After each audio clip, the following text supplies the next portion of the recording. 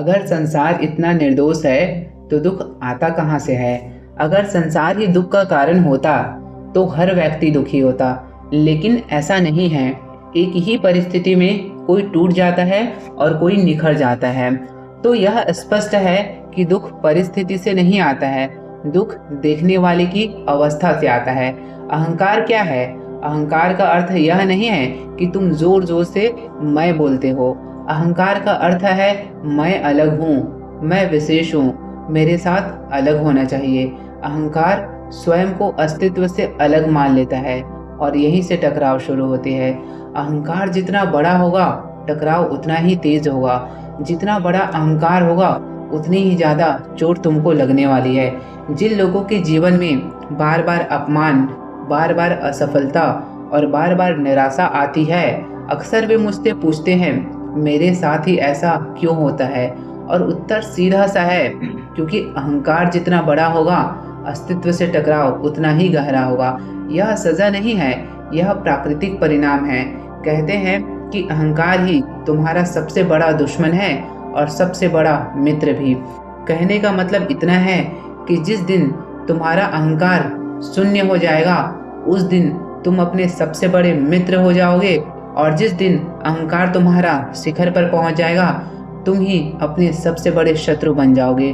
दुख को तुम बुलाते हो, दुख अचानक नहीं आता है, दुख को आमंत्रित किया जाता है। अहंकार चुंबक की तरह है, दुख को आकर्षित करता है, क्योंकि अहंकार कहता है मुझे मान चाहिए, मुझे सम्मान चाहिए, मेरी बात सुनी जानी चाहिए। और जहाँ अपेक्षा होती है वहाँ निराशा तैयार खड़ी रहती है। मन ही तुम्हारा संसार है। लोग कहते हैं संसार छोड़ दूं तो शांति मिल जाएगी, लेकिन सुनो ध्यान से, संसार बाहर नहीं है, संसार तुम्हारे भीतर है। तुम जहाँ भी जाओ मन तुम्हारे साथ जाएगा। कर्म बदलो, स्थान नहीं। तुम दुकान में रहोगे मन वही रहेगा, तुम पहाड़ों पर चले जाओगे मन वही रहेगा और वही कल्पनाएं रचते रहेगा। तुम मंदिर पर भी जाओगे मन फिर भी वही रहेगा। मन बदला नहीं है तो संसार बदलने का क्या फायदा। स्थान बदलने से दृष्टि नहीं बदलती है। सबसे पहले आपको अपने मन को बदलना होगा। जिस दिन आपने अपने मन को निर्मल कर लिया उस दिन ये असफलताएं, निराशाएं आपसे कोसों दूर चली जाएंगी। प्रार्थना भी मन से ही जन्म लेती है।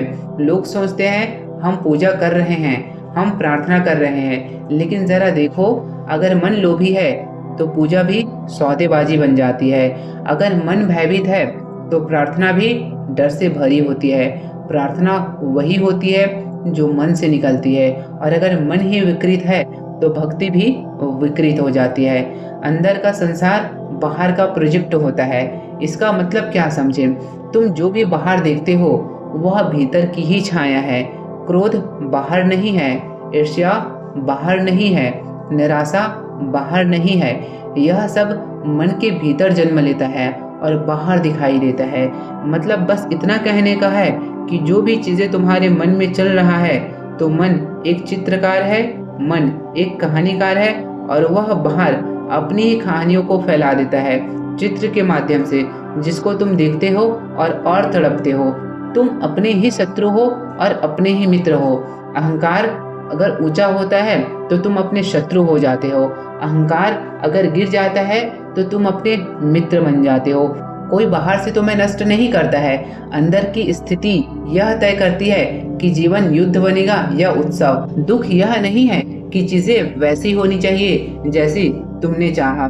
दुख यह है कि तुम अब भी मानते हो कि उन्हें वैसा ही होना चाहिए था। जैसे ही यह होना चाहिए था छूट जाता है, दुख का आधार भी टूट जाता है। मन का असली खेल क्या है? मन कहता है अगर यह मिल जाए तो मैं शांत हो जाऊंगा, लेकिन जब वह मिल जाता है तो मन अगली मांग खड़ी करता है। मन कभी तृप्त नहीं होता है, क्योंकि मन की तृप्ति मन की प्रकृति ही नहीं है। वह आगे आगे दौड़ते रहता है और तुम उसके पीछे पीछे भागते रहते हो। मन का स्वभाव है चाहना, और जिस दिन मन तुम्हारे कंट्रोल में हो जाएगा उस दिन पूरा जीवन तुम्हारा निराशा से मुक्त हो जाएगा। आज बस इतना समझ लो, दुख बाहर नहीं है, दुख तुम्हारे मन के अंदर है, तुम्हारे मन की अवस्था है। अहंकार संघर्ष पैदा करता है। संसार तुमसे विरोध नहीं करता है, वह तटस्थ है। और जब तक मन शासक है तब तक शांति असंभव है। और जिस दिन तुम्हारा मन तुम्हारा गुलाम बन जाएगा, उस दिन तुमसे शक्तिशाली इस दुनिया में कोई नहीं होगा। अगर तुम खुश रहना चाहते हो, निराशा से मुक्त होना चाहते हो, तो अहंकार को छोड़ना होगा और मन को शासक न बनाकर खुद को, स्वयं को शासक बनाना होगा। बस इतनी सी बात है, अगर समझ गए तो मन पूरी तरीके से निर्मल और खुश हो जाएगा।